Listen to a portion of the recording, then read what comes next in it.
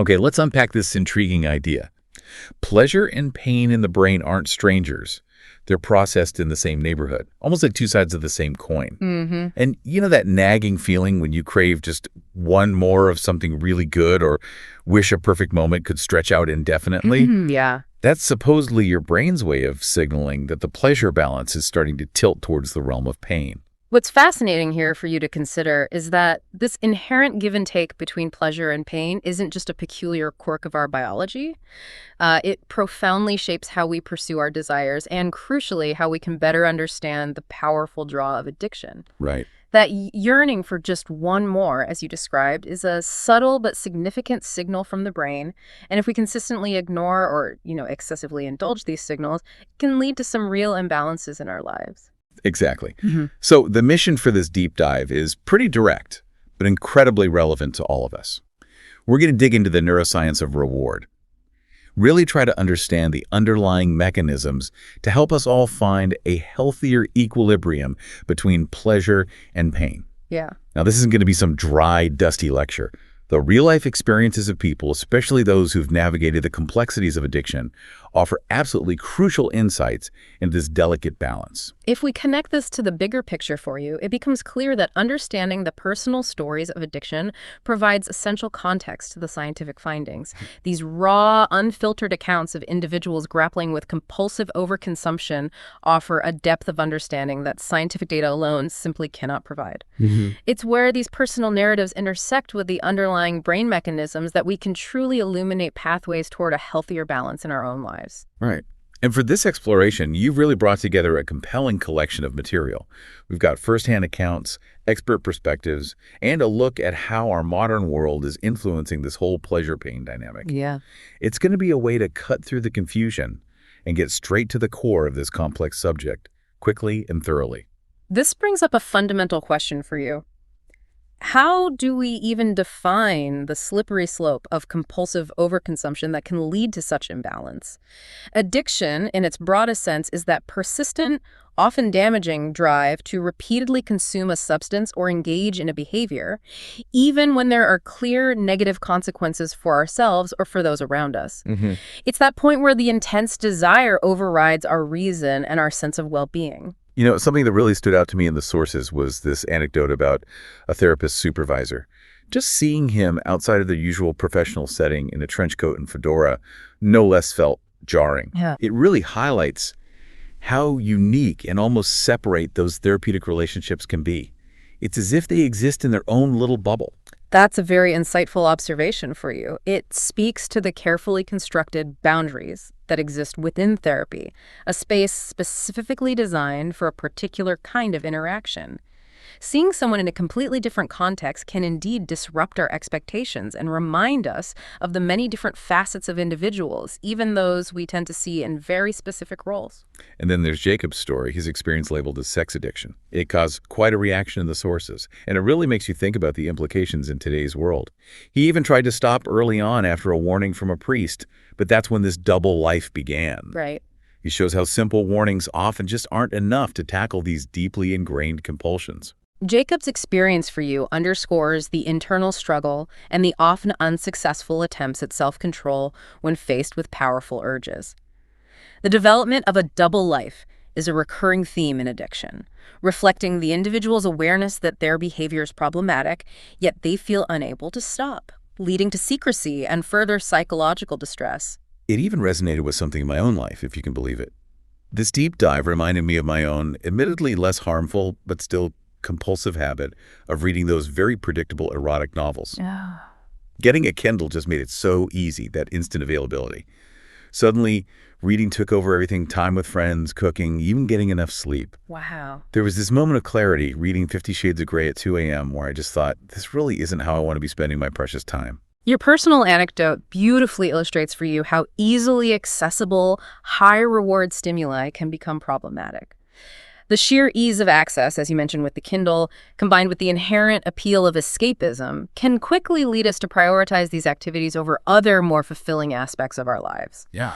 That moment of realization, even with something that might seem relatively harmless, highlights the potential for self-awareness to interrupt these patterns. Absolutely. And it really seems like a major factor in our world today is this dramatically increased access to incredibly potent substances and behaviors. The source material talks about this dopamine economy or limbic capitalism driving this change.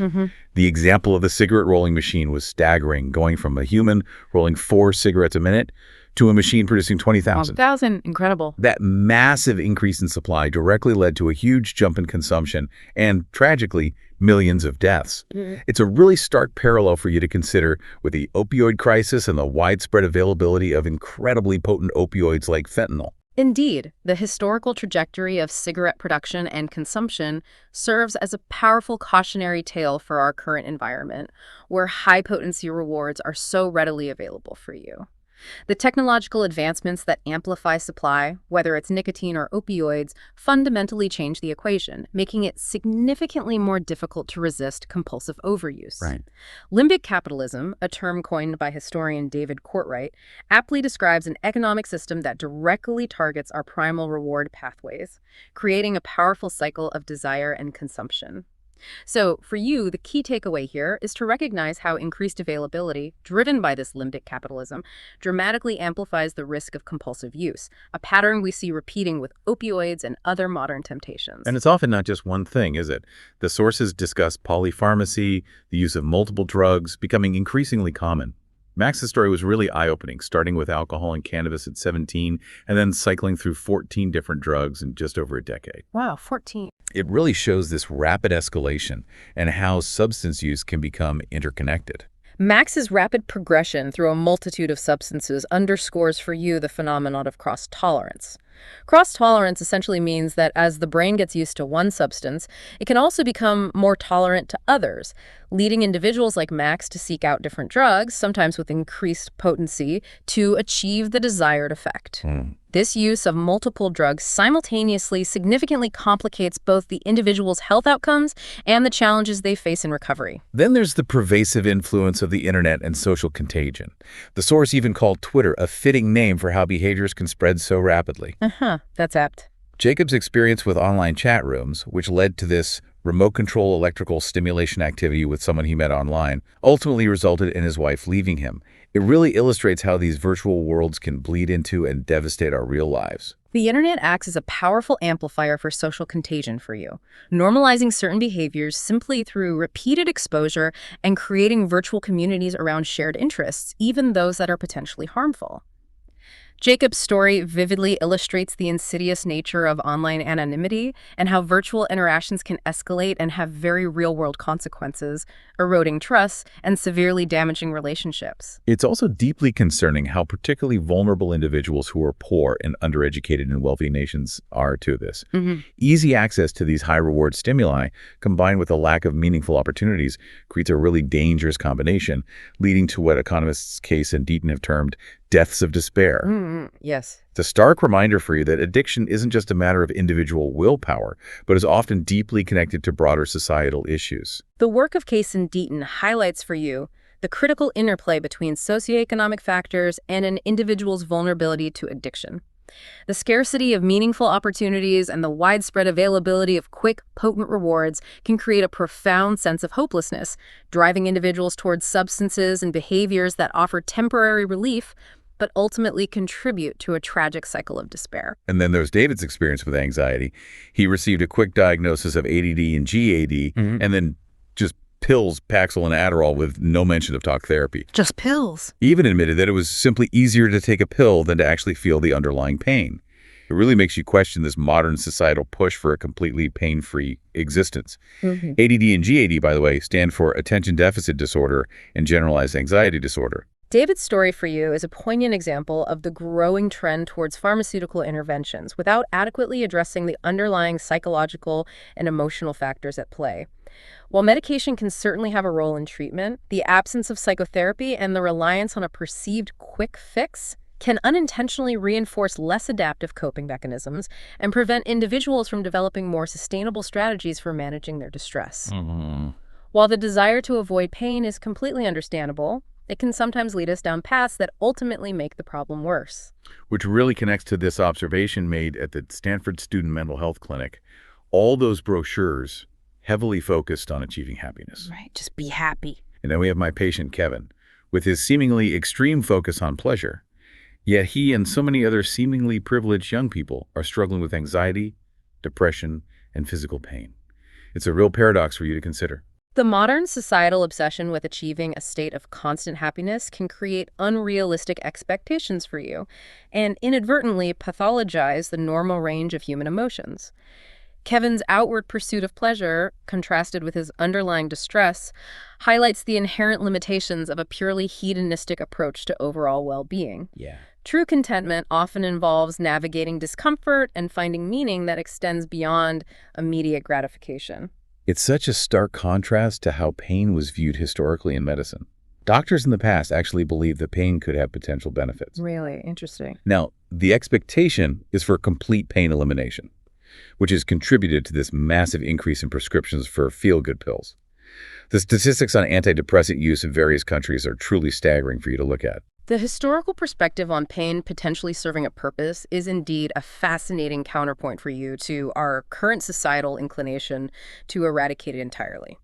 The significant rise in prescriptions for antidepressants and other psychotropic medications reflects this cultural shift, raising important questions about the long-term consequences of suppressing the full spectrum of human emotions. You know, there was that simple but profound anecdote about the patient who was encouraged to just walk without any distractions, and how she eventually began to truly enjoy noticing the trees around her.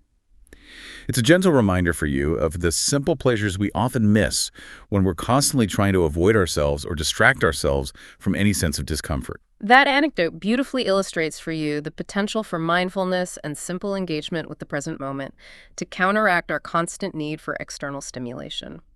By allowing ourselves to experience the world without filters, we can often rediscover a sense of connection and a deeper appreciation for the ordinary things around us. And David's story continues after college with his escalating pattern of using Adderall, caffeine, Ambien, and Ativan. He managed to hide it from those around him, but then that pivotal moment arrived when he finally recognized the problem, and it was significantly driven by the fact that his wife was pregnant. Ah, the external factor. It often seems to be a significant relationship that forces that moment of clarity for us. David's ability to maintain an outward appearance of normalcy while engaging in significant substance misuse highlights for you the insidious nature of addiction and the lengths to which individuals can go to conceal their struggles. The turning point for seeking help often arises from external pressures or a profound realization of the negative impact their behavior is having on loved ones, as we see in his situation with his pregnant wife. Okay, so we've really taken a look at the problem, this modern environment, saturated with readily available pleasure and our human tendency towards compulsive overconsumption. But let's shift gears now and talk about solutions. The source material introduces this concept of dopamine fasting through Delilah's initial presentation for excessive cannabis use that was driven by underlying anxiety. Could you break that down for us? Dopamine fasting, as it's presented here for you, isn't about literally eliminating dopamine, which, as you know, is essential for basic life functions. Right, that would be bad. Very bad. Instead, it's a helpful framework, using the acronym Dopamine, designed to assist individuals in understanding and managing their relationship with activities and substances that provide a high degree of dopamine release. It begins with objectives. This involves understanding what the particular substance or behavior does for the individual. In Delilah's case, she perceived cannabis as a way to manage her anxiety. Right, so it's about figuring out the underlying why behind the use. Precisely. The next step is problems. This involves clearly identifying the downsides and the unintended negative consequences. Initially, Delilah could primarily see her parents' disapproval as the main problem, which is quite common, as these high dopamine rewards can often cloud our own judgment. Following this is abstinence. This is the crucial step of intentionally experiencing life without the reward for a defined period, often around a month, to allow for a clearer perspective to emerge. It sounds pretty challenging, essentially going cold turkey. It can certainly be challenging for many, and as Delilah was cautioned, anxiety levels can sometimes initially worsen due to withdrawal effects. However, this period of abstinence then allows for mindfulness. This is the practice of being present with one's feelings and observing them without judgment or the immediate urge to suppress them with the substance or behavior. Okay. This increased self-awareness can then lead to insight, a deeper and more accurate understanding of the role that the substance or behavior plays in one's life, something that's often very difficult to achieve while actively engaging in it. Finally, the framework concludes with next steps. This involves planning for the future, whether that means continuing abstinence or establishing a different, more controlled pattern of engagement. And even after Delilah acknowledged that she was the best version of herself when she was sober, she still expressed a desire to use cannabis again, just in a more limited way. That seems like a very common desire for people, to try and find some kind of middle ground. That's a very common sentiment for you to hear. Many individuals who experience the clear benefits of abstinence still hold on to a desire to eventually reintroduce the substance or behavior into their lives in a more controlled and moderate manner. However, the inherent challenge often lies in the brain's reward circuitry, which can make consistent moderation quite difficult, particularly after a history of heavy or compulsive use. Which then brings us to the crucial importance of removing triggers. Jacob, for example, experienced a relapse simply by watching television in a hotel room. Just watching TV. Wow. It really highlights for you how these seemingly neutral and innocuous things in our environment can reignite powerful cravings. Jacob's relapse powerfully underscores for you the role of cue-dependent learning in the context of addiction. Environmental cues, even those that appear to be neutral or unrelated, such as a hotel room or the act of watching television, can become strongly associated with past substance use or addictive behaviors in the brain, subsequently triggering intense cravings and significantly increasing the risk of relapse. The source material also discusses the concept of categorical self-binding. Oscar, as an example, completely removed all alcohol from his home and even locked away the small amount he had left. Okay, good first step. But then he went to these quite elaborate lengths to try and get to it, using tools and even resorting to drinking it with a straw. Oh, wow, a straw. It really illustrates the power of those urges when they take hold. Oscar's determined efforts vividly illustrate for you the limitations of relying solely on willpower when individuals are confronted with strong cravings. Categorical self-binding is a proactive strategy that involves removing entire categories of triggers, or the substance itself, from one's immediate environment as a way to prevent use. However, as Oscar's ingenuity clearly demonstrates, when the underlying desire is sufficiently strong, individuals can often find highly creative ways to circumvent these self-imposed barriers. Naltrexone is also mentioned as another potential form of self-binding, as it works by blocking the opioid system in the brain. However, there's the potential for a noticeable flatlining of pleasure, as seen with that patient who reported not enjoying things like bacon or hot showers as much. That's a downside. It seems like these kinds of interventions can sometimes have unintended and perhaps undesirable consequences for us. Naltrexone's mechanism of action, by blocking opioid receptors, can indeed effectively reduce the reinforcing effects of both opioids and alcohol for you. However, because our body's natural opioid system is also involved in the experience of everyday pleasures, some individuals may report a blunting of these sensations. Right. The patient who chose to use it selectively before engaging in risky situations found a way to potentially mitigate this side effect, highlighting the importance of considering individualized approaches to treatment. It was also quite surprising to learn how bariatric or weight loss surgery can sometimes inadvertently lead to an increased risk of alcohol addiction in some individuals. Really? How so? It's almost as if when one significant high dopamine reward like food is restricted, the brain actively seeks out another source to compensate. The reward system seeking balance. That makes sense. This phenomenon underscores for you the fundamental role of the brain's reward circuitry in driving addictive behaviors. If a primary source of dopamine release, such as food in the case of a food addiction, is significantly restricted through surgical intervention, the brain may seek out alternative sources, such as alcohol, to achieve a similar rewarding effect. Wow. This really emphasizes the importance of addressing the underlying addictive tendencies, rather than solely focusing on the specific substance or behavior. Then there's the concept of delay discounting, which is how the perceived value of a reward tends to decrease the longer we have to wait to receive it. Impatience, basically. Right. The sources point out that addiction and poverty can often exacerbate this tendency, leading to a stronger focus on immediate gratification. Delay discounting is a well-established psychological phenomenon for you to understand, and it's frequently observed to be more pronounced in individuals struggling with addiction and those living in conditions of poverty. When immediate needs are pressing or the ability to clearly envision and place value on future rewards is diminished, the immediate allure of instant gratification becomes even stronger, making it significantly harder to make choices that would benefit long-term well-being. It also makes sense that with the generally increased amount of leisure time available to many people today, the potential for boredom could also contribute to compulsive overconsumption. Definitely. Idle hands or idle brains. Exactly. When we're not as occupied with work or essential tasks, that extra unstructured time can easily become an opportunity to seek out those readily accessible pleasures. The increase in available leisure time, while seemingly a positive societal development for you, can indeed create a void that some individuals may attempt to fill by engaging in high dopamine activities. Boredom can act as a significant trigger for seeking out rewarding stimuli, and in our modern environment, those stimuli are often readily available and carry the potential for addiction. Muhammad's story about his gradual increase in cannabis use after a friend challenged him, saying something like, "There's no way someone as smart as you could actually be addicted," really illustrates that very slippery slope for you.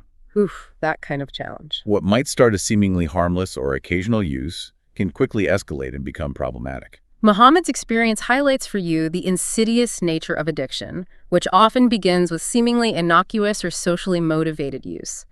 The gradual progression from occasional experimentation to more frequent and problematic patterns clearly demonstrates how tolerance and psychological dependence can develop over time, often without the individual fully recognizing it until the behavior becomes deeply ingrained. After his relapse, Jacob really made a strong commitment to abstinence by physically removing the triggers in his environment, the specific machine, his laptop, and his tablet. Taking control of the environment. Smart. He even broadened his personal definition of abstinence to include lust in any form, such as actively avoiding provocative images and certain types of news articles.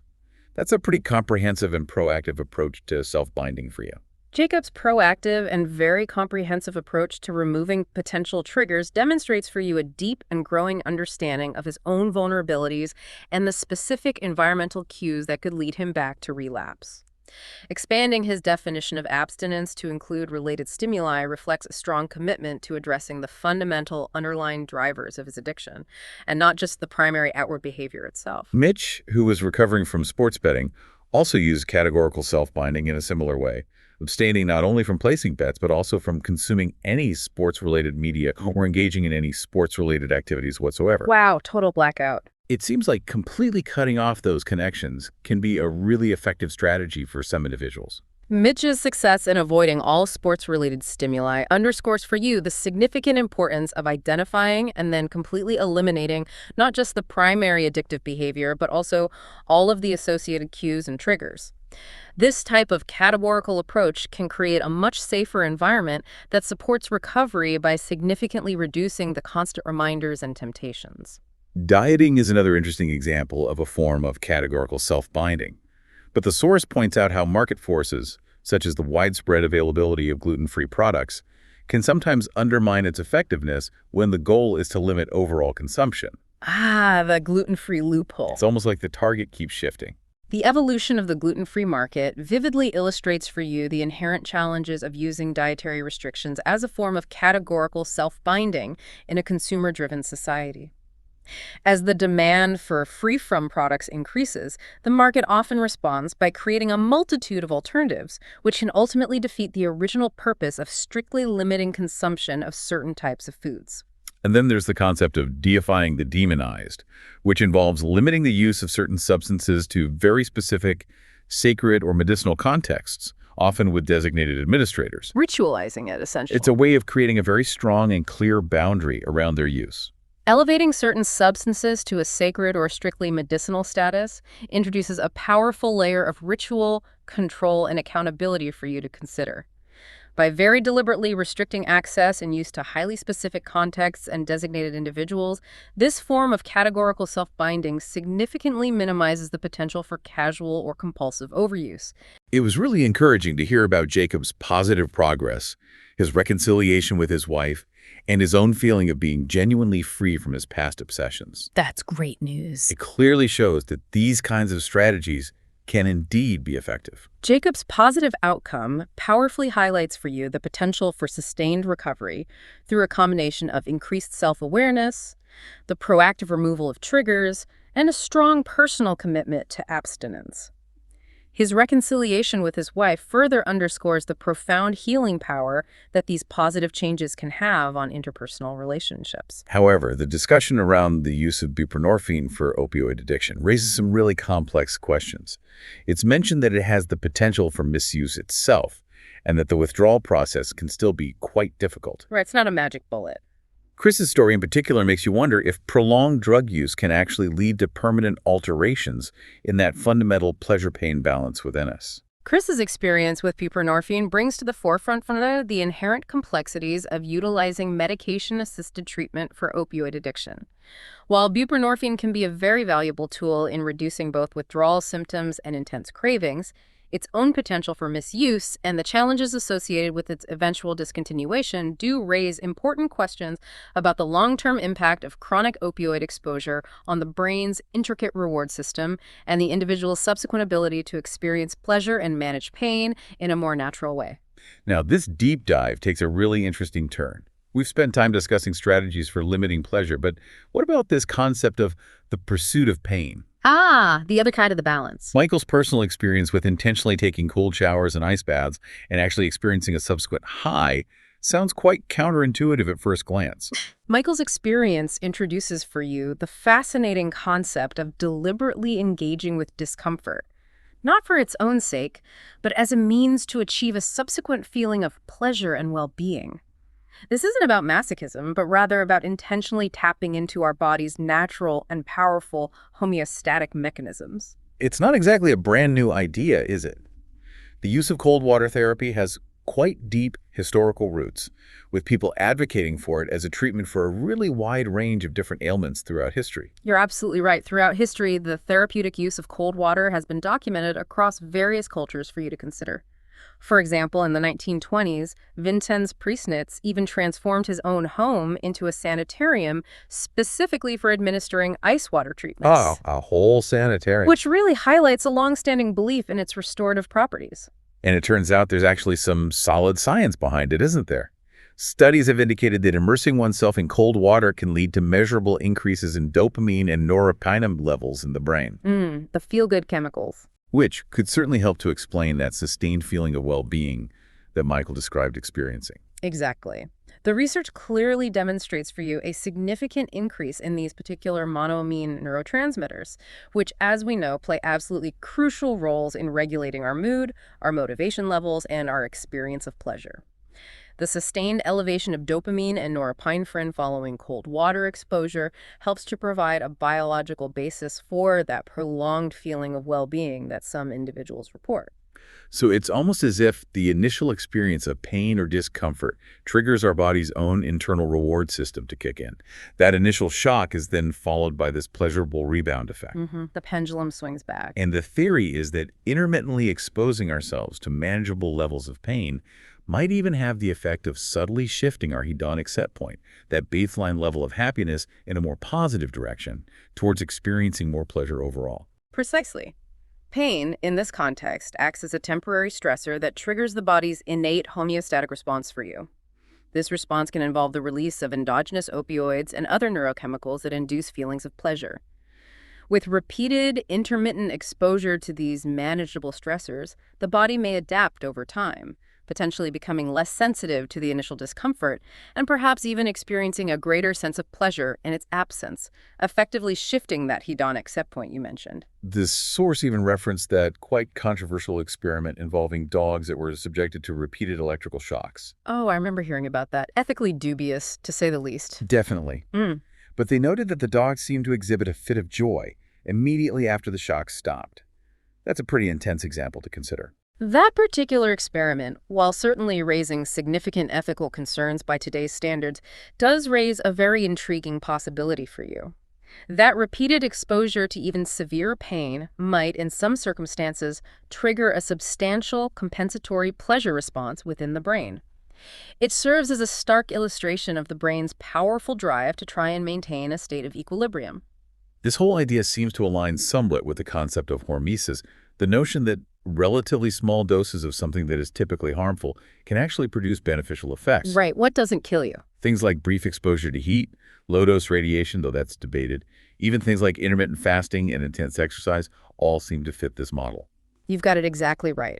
Hormesis perfectly describes for you this biphasic dose-response relationship, where low to moderate levels of a stressor or even a toxin can actually elicit adaptive responses within the organism that ultimately lead to improved resilience and overall function. The examples you mentioned, brief heat exposure in certain organisms, the controversial topic of low-dose radiation, intermittent fasting, calorie restriction, and importantly, exercise all fall under this fascinating umbrella of hormesis. Yeah, exercise is such a clear example for us, isn't it? It's often initially tough on the body, even causing some cellular damage in the short term. Yeah, the soreness is real. But the long-term benefits for our mood, reducing anxiety, improving cognitive function, boosting energy levels, and promoting better sleep, are absolutely undeniable. Exercise, while indeed causing some initial cellular stress, triggers a remarkable cascade of beneficial adaptations within both the body and the brain for you. Its positive impacts on neurotransmitter levels, mood regulation, cognitive abilities, overall energy, and sleep quality are very well documented and often surpass those achieved through pharmaceutical interventions alone. It really makes you think about our increasingly sedentary modern lifestyles. Yeah. Perhaps our bodies have an underlying biological need for some level of physical sensation and even mild discomfort. An evolutionary mismatch. And that a lack of it might actually contribute to the powerful pull of addictive behaviors. That's a very compelling thought for you to consider. Given our evolutionary history, where physical activity was a necessary part of daily life, our current, often sedentary lifestyles might indeed leave us with a kind of unmet biological need for physical sensation and even a degree of challenge. It's plausible that drugs and addictive behaviors could, in part, be attempts to fulfill this underlying need for physical engagement and stimulation. But intentionally pursuing pain is definitely a much harder sell than simply pursuing pleasure. It naturally goes against our ingrained instincts to avoid discomfort. Yeah, nobody wants to feel pain. And it often takes a significant amount of conscious effort to remember and trust that the pleasurable benefits will eventually follow. You're absolutely right. Our innate human tendency to avoid pain and seek out pleasure creates a significant psychological hurdle for you. It requires a conscious effort and degree of cognitive reframing to willingly embrace discomfort in anticipation of some future benefit. Even the history of medicine includes these so-called heroic therapies that actually use pain as a method to treat other forms of pain. Like bloodletting and things. Exactly. That seems so archaic and almost barbaric compared to our modern approaches. Indeed, in the historical context of medicine, prior to the widespread availability of modern pharmacotherapy, various painful or otherwise noxious stimuli were actually employed as treatments for a surprisingly wide range of different conditions. While these heroic therapies might certainly seem outdated and perhaps even cruel by today's standards, they do reflect a historical understanding of the body's inherent ability to respond to and potentially derive benefit from certain types of discomfort.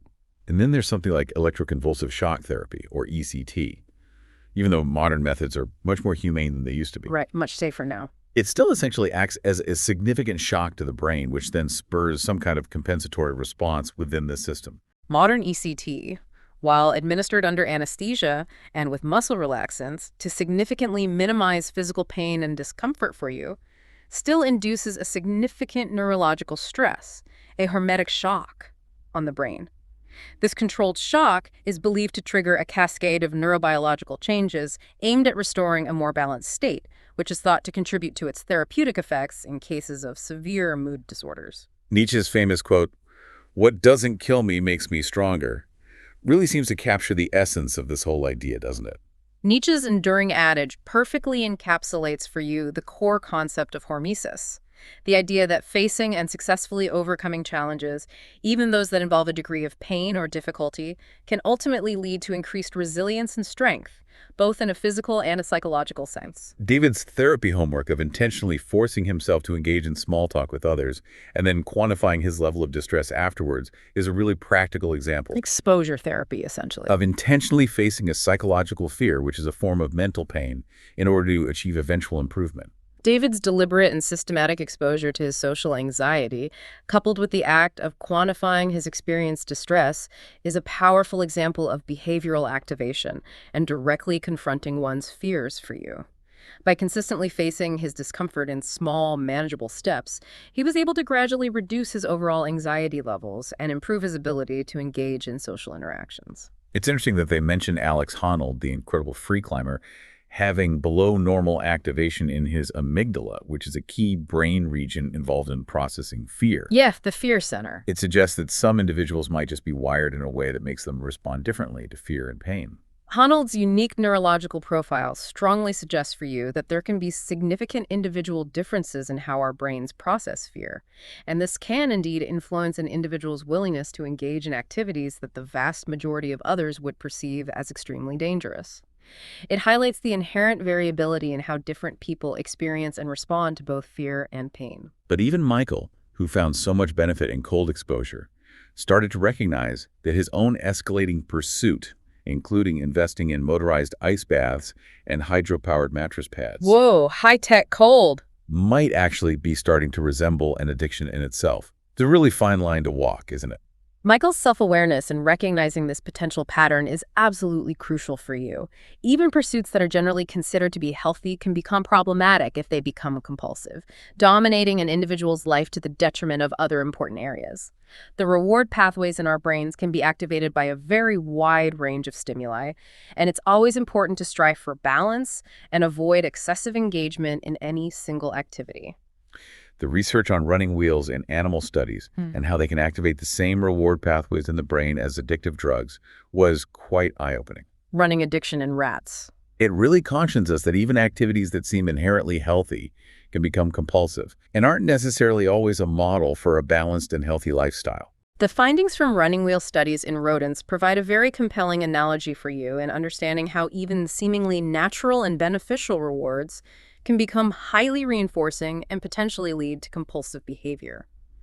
The fact that some animals will often prioritize running to the exclusion of other enriching activities underscores the powerful pull that these reward pathways can exert. And the discussion of extreme sports, with their intense experience of pain and fear, immediately followed by that rush of adrenaline and other neurochemicals, really does make them sound like a very potent drug. The adrenaline junkie phenomenon. It's even mentioned that stress alone can increase dopamine levels.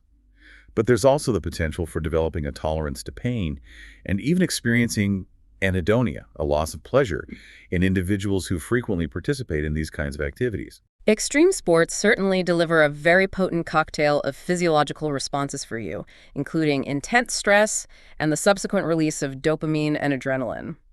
However, as with any repeated exposure to strong stimuli, the body can adapt and develop tolerance, potentially diminishing the rewarding effects over time, and in some cases, even leading to a decreased capacity to experience pleasure in other areas of life, which is what we refer to as anhedonia. It's interesting that the concept of overtraining syndrome in endurance athletes can actually lead to dysphoria, a state of unease or dissatisfaction, rather than the expected feelings of pleasure and accomplishment. Too much of a good thing. It's almost as if that reward balance can become overwhelmed and tip too far in the opposite direction. Overtraining syndrome really highlights for you the critical importance of moderation in even the most beneficial of activities. When the body is subjected to excessive and sustained stress without adequate periods of recovery, the delicate reward system within the brain can become dysregulated, leading to negative emotional states rather than the anticipated feelings of pleasure and overall well-being. And it's becoming increasingly recognized that behaviors like extreme cold exposure and even workaholism can also function as forms of addiction for some individuals. Definitely workaholism. I even recall your own decision to intentionally limit work-related travel in order to achieve a better work-life balance and some of the initial negative reactions you received. Oh yeah, people were not happy initially. It really shows how ingrained this constant pursuit of achievement can be in our culture. The growing recognition of behaviors such as extreme cold exposure and workaholism as potential forms of addiction underscores for you the broader concept of compulsive engagement in activities that provide a temporary sense of reward, but can ultimately lead to significant negative consequences in other areas of life. The societal valorization of workaholism, as you mentioned, with the initial reactions to limiting travel, often serves to mask its potential for harm. But Michael's shift from engaging in solitary ice baths to organizing cold water parties with friends is quite interesting. Making it social. It introduces that important social element and transforms it into more of a shared experience. Michael's evolution from a solitary practice to engaging in group activities highlights for you the significant and positive role that social connection can play in maintaining healthy habits. Transforming a potentially isolating behavior into a shared social experience can enhance its positive aspects and provide a valuable sense of community and mutual accountability. Finally, we come to the topic of radical honesty.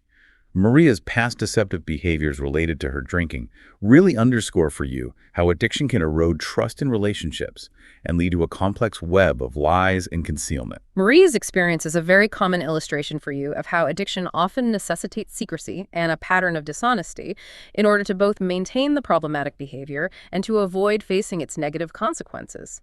This kind of deception can inflict severe damage on interpersonal relationships and profoundly erode trust over time. The experiment that used transcranial direct current stimulation, or TDCS, to temporarily increase neural excitability in the prefrontal cortex and found that it led to greater honesty in participants was fascinating. Zapping the brain for truth. TDCS, by the way, is a non-invasive technique that uses weak electrical currents to stimulate specific areas of the brain. This finding really makes you wonder if actively practicing honesty in our daily lives could potentially have a similar kind of stimulating effect on the brain regions that are involved in planning, self-regulation, and our capacity for long-term gratification. That TDCS experiment certainly suggests a fascinating neurobiological basis for honesty for you, and it opens up the intriguing possibility that actively and consistently practicing truthfulness in our daily interactions could indeed strengthen the neural pathways that are involved in important executive functions like decision-making, emotional regulation, and the ability to plan for the future areas that are often compromised in individuals struggling with addiction. Your own personal experience of unexpectedly disclosing your late-night reading habit during a role-playing exercise was so relatable. Oh, that was unexpected, yes. It's almost as if simply articulating the problematic behavior and the underlying reasons for wanting to change brought a new level of self-awareness and reinforced the desire for change. That particular moment of unexpected disclosure really highlighted for you the inherent power of simply verbalizing a behavior that we recognize as problematic, along with clearly stating the reasons behind our desire for change. Articulating the negative impact the behavior is having on other aspects of our lives that we value, such as work or family, can create a much stronger internal motivation to make lasting changes. And then the subsequent attempt at moderation that ultimately failed. Yep, tried that. Didn't stick. Which then led to a much stronger personal resolve to stop the behavior altogether. It's almost as if that clear recognition of the underlying compulsive pattern stripped away any remaining enjoyment that the behavior once offered. That experience of a failed attempt at moderation is actually quite common for you to hear when individuals are trying to overcome compulsive behaviors. The clear recognition of an underlying addictive pattern, even after a period of perceived improvement or control, can significantly diminish the perceived rewards of the behavior and ultimately strengthen the resolve to pursue complete abstinence. It's also so true that truth-telling can really foster intimacy in relationships by revealing our vulnerabilities and reassuring others that they are not alone in their own struggles. It feels risky, but it works. It's somewhat counterintuitive, but sharing our imperfections and flaws can actually bring us closer to other people. You're absolutely right. While our initial instinct might often be to hide our vulnerabilities and imperfections from others, honestly sharing them can create a powerful sense of connection and empathy. It reassures those around us that they are not alone in their own challenges and can foster much deeper levels of intimacy and understanding in our relationships.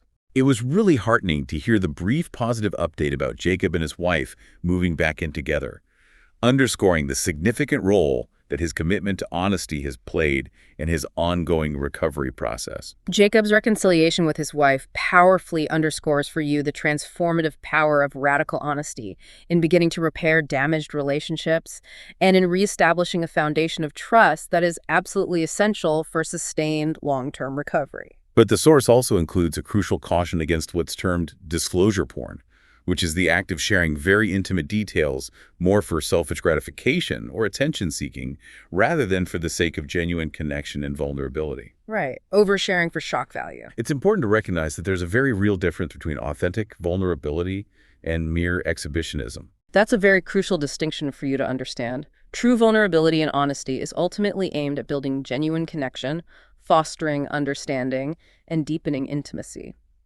In contrast, disclosure porn primarily serves to seek external validation, attention, or even shock value without any real underlying intention for authentic reciprocity or emotional depth in the interaction. The sources also discuss how crafting truthful autobiographical narratives can create a greater sense of personal accountability and can actually serve as both markers and predictors of improved mental health.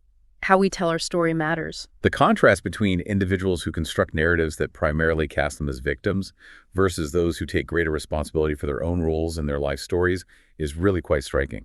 The way in which we narrate the stories of our own lives very much reflects our level of self-awareness and our willingness to take responsibility for our actions and experiences for you.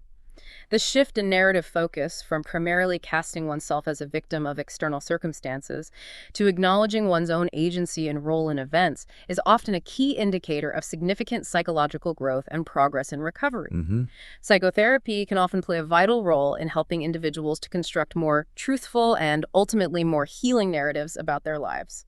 Your own personal experience of working through the 12 steps and focusing specifically on your own role in your relationship with your mother, and ultimately overcoming long-held resentment through gaining a clearer and more truthful perspective on those past interactions was a really powerful example of that process in action. Working through the structured framework of the 12 steps provided for me a valuable opportunity for a deeper and more rigorously honest self-assessment, shifting the primary focus away from external blame towards a greater understanding of my own contributions and responsibilities within those challenging relationships.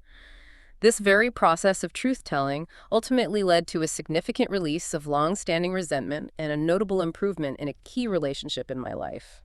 And ultimately, constructing a truthful autobiographical narrative really leads to a greater sense of personal authenticity and freedom, doesn't it? Absolutely.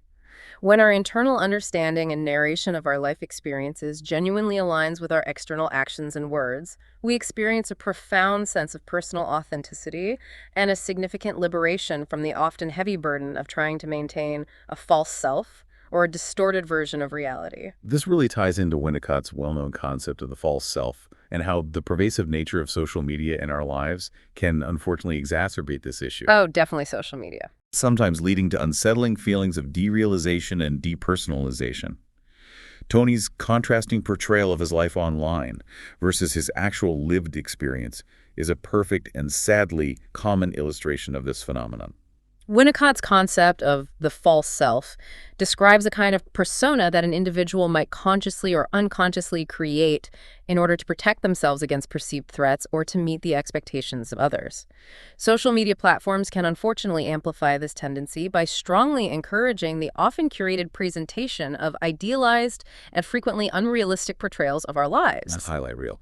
Exactly, which can lead to a significant disconnect between our carefully constructed online image and our actual lived reality, contributing to those feelings of detachment and unreality that you mentioned. It's also so inspiring to hear those stories of how one family member's commitment to recovery can actually have a ripple effect, leading to another family member also seeking help and healing. It's contagious in a good way. That contagiousness of positive change really offers so much hope. The ripple effect of recovery within families beautifully highlights for you the powerful influence of positive change within a system. When one individual bravely embraces honesty and actively works towards their own healing, it can create a more supportive and encouraging environment that motivates and inspires others within the family unit to also confront their own challenges and seek help. The profound impact of reliability and truthfulness within our relationships on our development of a plenty mindset as opposed to a scarcity mindset is really fascinating. Plenty versus scarcity, interesting frame. especially considering that this can be true even independent of our actual material wealth. That experiment involving narrative passages and their influence on our ability to delay gratification really underscored that point. Trust and reliability within our interpersonal relationships contribute very significantly to our fundamental sense of security and to our ability to envision a positive future for ourselves, for you. A plenty mindset, even in the face of material limitations, can often arise from having strong social connections and a deep belief in the dependability of others, and this can foster a greater capacity for delaying immediate gratification in pursuit of longer-term goals and well-being. And that sense of abundance, that plenty mindset, can clearly come from sources far beyond just the material world, such as deep human connection and a sense of personal meaning and purpose. Things money can't buy. All of which fundamentally require us to engage in radical honesty with ourselves and with others. Exactly. True abundance and a sense of deep fulfillment are not solely defined by the accumulation of material possessions for you. Meaningful human connections and a strong sense of purpose in life, both of which are nurtured and strengthened by a commitment to radical honesty, can provide a far more profound and sustainable sense of contentment that truly transcends mere material wealth. The idea of truth-telling as a form of prevention is also incredibly powerful.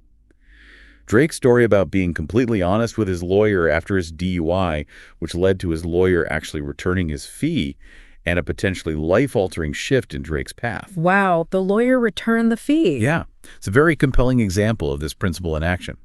Drake's experience vividly illustrates for you how the practice of radical honesty, even when facing potentially significant negative consequences, can sometimes lead to unexpected positive outcomes and even redirect the entire course of one's life in a more beneficial direction. It strongly suggests that truthfulness can act as a surprisingly powerful protective factor against further missteps and negative outcomes. Lori's initial resistance to openly discussing her problem and the subsequent confusion and lack of understanding she encountered when she finally was honest with her church elders really highlights that damaging cycle of destructive shame that can surround these issues. Oof, that's tough when you reach out and don't get support. It really is. Lori's experience powerfully underscores for you how deeply ingrained societal or community shame surrounding certain behaviors can create a significant barrier to both honesty and seeking much-needed recovery support. When individuals live in fear of judgment, condemnation, or outright rejection, they are understandably far less likely to be truthful about their struggles or to reach out for help, unfortunately perpetuating a damaging cycle of isolation and continued problematic consumption.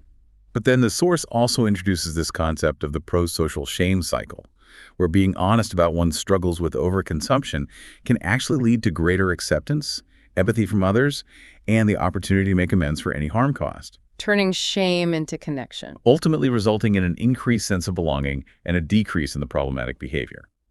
It seems like Alcoholics Anonymous is presented as a prime example of this kind of positive cycle. The pro-social shame cycle, as beautifully exemplified by the model of Alcoholics Anonymous for you, skillfully leverages group norms to encourage open honesty and personal accountability without shaming the individual's core identity.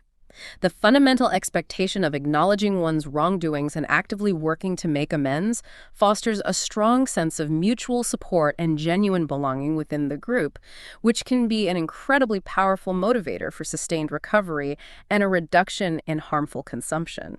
Todd's personal experience within Alcoholics Anonymous, describing it as a safe place to express vulnerability, and highlighting the crucial importance of Step 10, which involves continuous self-inventory, and promptly admitting when you're wrong in his own ongoing recovery as a practicing surgeon. A surgeon using Step 10. That's powerful. Really underscores the transformative power of consistent honesty and self-reflection. He even noted how this practice of honesty improved his ability to provide constructive feedback to his colleagues. Todd's experience vividly illustrates for you how a supportive community, combined with a structured framework that emphasizes continuous self-reflection and a commitment to personal accountability, can foster significant personal growth and dramatically improve interpersonal relationships, both with oneself and with others. His observation about his improved ability to provide constructive feedback to his peers as a direct result of his own honest self-appraisal is a particularly insightful takeaway. And the point made about how Alcoholics Anonymous functions as a model for pro-social shame is really nuanced, leveraging the group's norms and expectations, without shaming the individual's identity as someone in recovery, but rather applying a form of social pressure to the lack of commitment to sobriety itself. Right. Shame the behavior, not the person. The discussion of club goods and how honest disclosure of relapse actually strengthens those goods, while secrecy and free riding can threaten them, is also a really insightful perspective. AA's unique approach to fostering prosocial shame creates a supportive environment where individuals feel safe enough to be honest about their struggles without being permanently stigmatized based on their past. The club goods, the shared benefits of belonging to the group, are actually strengthened when members demonstrate the vulnerability and honesty to disclose a relapse, as this reinforces the group's commitment to shared sobriety and mutual support. Conversely, secrecy and a lack of accountability, free riding, can undermine the very foundation of trust and shared purpose within the group. Joan's successful journey through recovery with the support of Alcoholics Anonymous, emphasizing the profound power of simply hearing other people's stories, finally letting go of deeply held secrets, and finding a genuine sense of belonging within the community. The power of the group Really brings all of these ideas together so beautifully. Joan's experience wonderfully encapsulates for you the core elements of recovery that are often facilitated by programs like AA. The profound power of shared lived experience, the incredible liberation that comes from releasing long-held secrets through honest disclosure, and the absolutely vital sense of belonging that can effectively counteract the profound isolation often associated with addiction. Even your own seemingly small personal experience with your children after the stolen and then lied about chocolate incident The chocolate incident, yes. beautifully illustrates how honesty and taking responsibility, even for seemingly minor transgressions, can actually serve to reaffirm important family values like forgiveness and the opportunity for growth. That seemingly minor incident with my children actually highlighted for you the ongoing importance of modeling honesty and accountability, even in response to small transgressions. It provided a valuable opportunity to reinforce core family values such as forgiveness, learning from mistakes, and the continuous process of personal growth. Ultimately, this honest self-appraisal really enables us to offer more objective and helpful feedback to others in our lives. And the practice of holding ourselves and others accountable with a strong sense of compassion is truly key in nurturing all of our relationships, isn't it? Absolutely. Compassionate accountability. That idea of actively working to strengthen our own family's club goods through clearly defined shared values and mutual sacrifices, like limiting our children's access to their phones, feels like a tangible application of these principles. The fundamental principles of radical honesty and personal accountability extend far beyond just individual recovery for you. They are absolutely essential for strengthening all forms of human relationships. By actively fostering shared values and willingly making collective sacrifices, we can build much stronger, more resilient, and more supportive communities and families. So the final thought that really resonates here seems to be that instead of constantly seeking an escape from ourselves and our lives through the fleeting pursuit of pleasure, The easy path. perhaps the more sustainable and ultimately more fulfilling path lies in fully immersing ourselves in the world with a spirit of radical honesty and embracing the inevitable discomforts that come with a truly lived life. Precisely.